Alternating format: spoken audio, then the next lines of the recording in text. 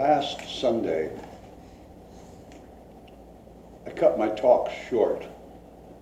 We had that wonderful special music, and by the way, I neglected to remember to announce that Sylvan and Lori and Julie will be back here on the 29th of September for special music. But it was warm and stuffy in here, and it was starting to run late, so I just cut it short. What I was going to talk about in that segment that I left out has to do with this first quote at the top of your page. Our wounds are often the openings into the best and most beautiful part of us. What are these wounds? Is there anyone amongst us who doesn't have some of those,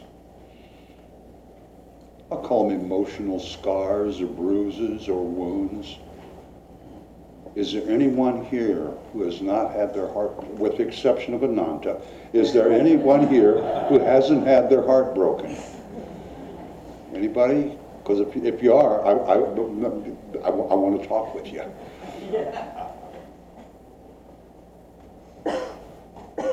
So how does this tie in with what are we afraid of?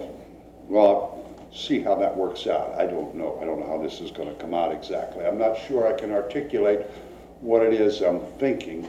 But all these wounds that we have, what is it that gets wounded? Is it our core? It's our egos. It's our beliefs. We find out, oh, they were wrong. It's our expectations. It's our dependency upon other people. It's on our, I don't know, dreams that maybe didn't turn out.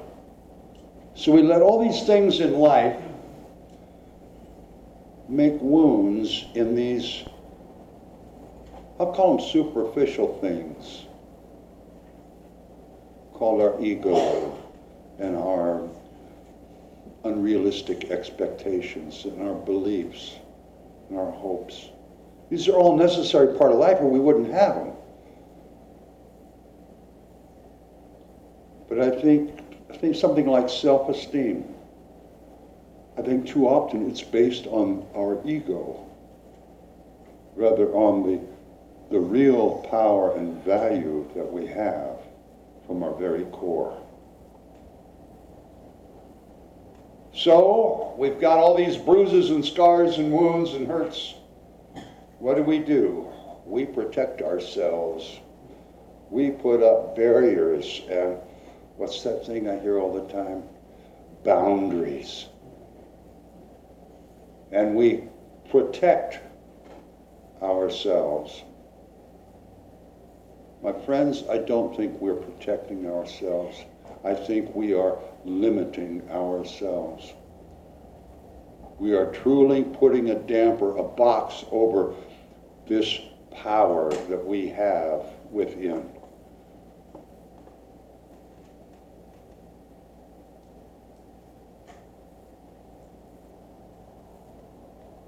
I think it was Ernest Holmes. He said the human race is hypnotized because it believes and it thinks what someone else tell them to think. So many of the scars we have, they yelled at me, they're not happy with me, they don't like me. That's based on our egos, our perceptions. What they think, what they say, what they do, that's their business. Why would you allow Barbara's opinion of me why would I let that influence or cover up the unlimited power and beauty and all these things that we call divine, God, Spirit. Why would we let somebody else's opinion or somebody else's thoughts cover that up? And quite frankly, folks, I think all of us create more wounds within ourselves than other people. I think we sabotage our own success, maybe, by putting up all these barriers. Well, I'd like to do that, but I'll probably just fail because everybody tells me I've been a failure before. You just limited your divine, infinite power of creativity.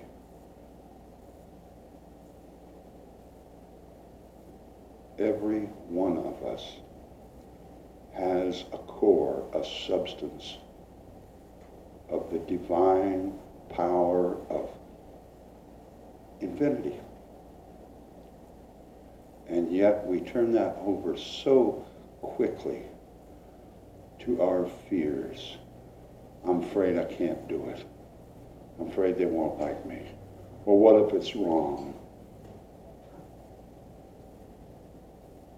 I don't know, maybe I'm the only one that I look at myself and some of the decisions I've made and some of the walls and boundaries I've put up. And in retrospect, it's quite disgusting. I've cut off what perhaps the universe could have provided for me because of my wounds, my self-protection. What are we afraid of? We're afraid of relationships because we've had some that didn't work out very well. I know that song. I know those boundaries. I know those things. Are we afraid to actually think about something? Do we feel that we don't have the capacity to think? Your core is made up of divine, infinite intelligence and wisdom. It's right there inside of you. Why would you think I'm not smart enough? I'll let somebody else figure it out and think for me.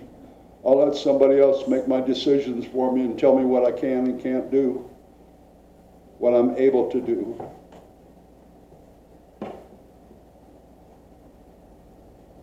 What are we afraid of? I used to say I'm only afraid of two things. Irate women and rattlesnakes, because both of them can kill you, for no little or no provocation. But all of us, I think it would be really beneficial if we stop and think about what are we afraid of. We're afraid of making mistakes. We're afraid of death.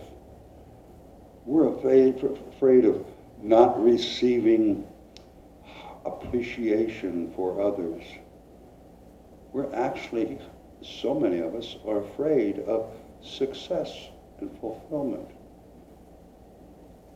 We've been so used to, when I got back from Belize, I lost a lot of money and it was a terrible, terrible venture. I spent 5 years down there, went through a ton of money, came home with $35 in a suitcase full of clothes. And I thought, well, I got to apply for a job. So I got a job application, and on the bottom line it said occupation, and I put down professional failure. All of us have these opinions of ourselves.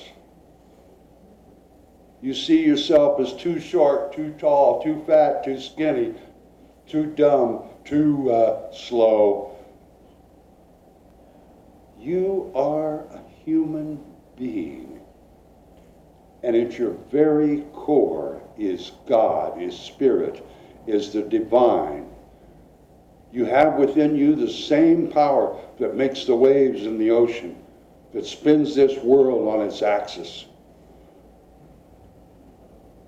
Why do all of us limit that with our fears?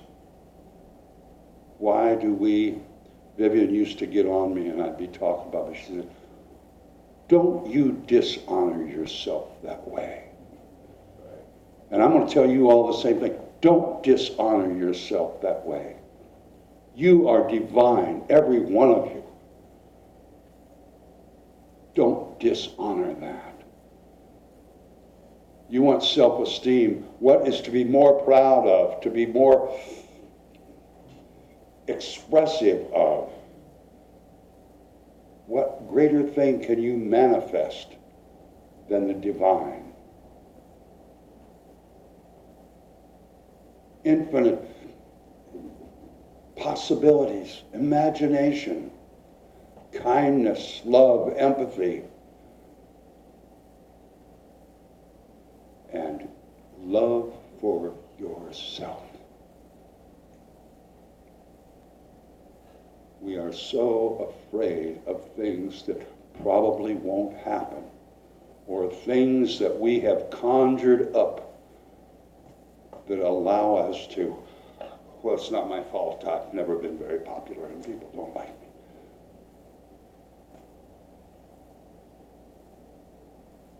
This fear thing is a very powerful thing in our lives. I think one of the most beneficial things we can do is really look at it, stare it right in the eye. Because inside you've got the courage to face anything. It's only the things that somebody else thought of that we've taken on those thoughts and beliefs that limit that courage. So look those things you fear in the eye, and then look for the truth inside. And you'll see you didn't have to be afraid at all.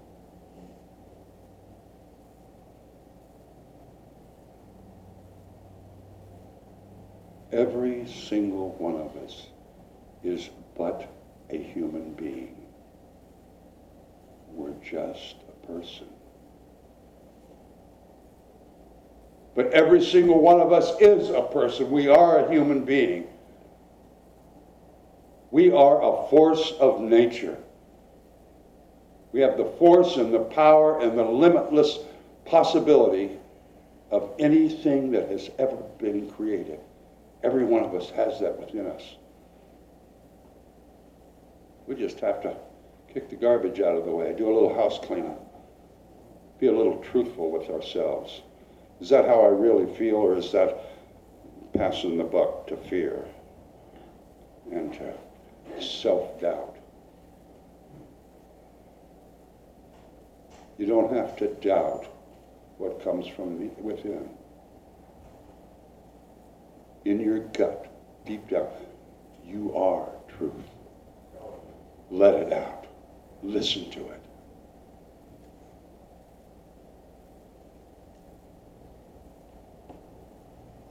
We all have these wounds.